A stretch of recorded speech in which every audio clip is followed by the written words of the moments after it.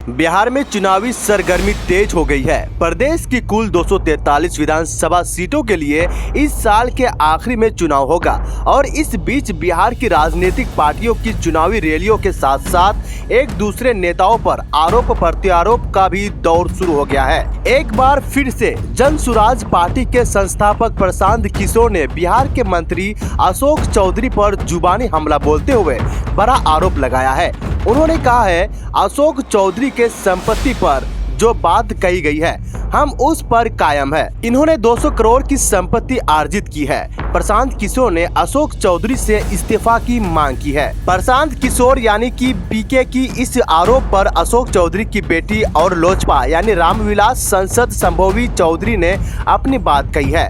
आइए इन दोनों बयानों को जानते हैं। पीके ने आगे कहा, इस्तीफा दीजिए नहीं तो हम लोग राज्यपाल के पास और कोर्ट में जाएंगे। बिहार की राजधानी पटना में आज सोमवार को जन सुराज पार्टी के संस्थापक प्रशांत किशोर ने प्रेस वार्ता की। इस दौरान उन्होंने कई मुद्दों पर अपनी बात कही। वही पीके ने मंत्री अशोक चौधरी को फिर से निशाने पर लिया। न्यूज एजेंसी यानी ANI के अनुसार प्रशांत किशोर ने कहा, अशोक चौधरी के संपत्ति पर जो बात कही गई है हम उस पर कायम है। इन्होंने 200 करोड़ की संपत्ति अर्जित की है। इन्होंने कैमरे पर कहा, एक कट्ठा भी जमीन हो जाएगा तो मैं जन सुराज की गुलामी करूंगा। और उन्होंने आगे कहा कि अभी कागज जारी हुआ है, उसमें आप कहिए कि ये आपकी जमीन नहीं है। अगर जमीन है तो जन सुराज की गुलामी मत करिए, बिहार के लोगों की गुलामी के लिए तैयार हो जाइए। इस्तीफा दीजिए और हम लोग राज्यपाल के पास और कोर्ट में जाएंगे।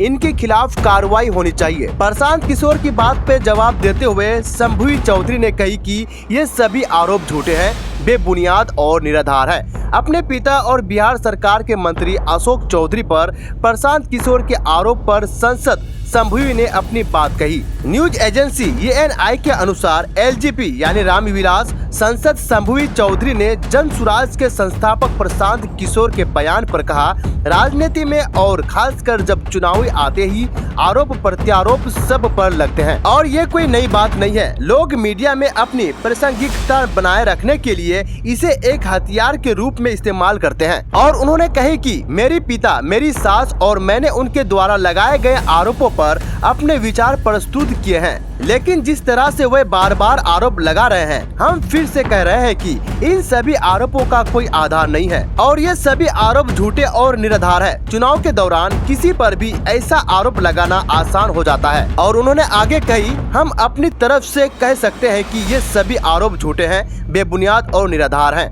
वीडियो इंफॉर्मेटिव लगने पर सब्सक्राइब और शेयर जरूर करें।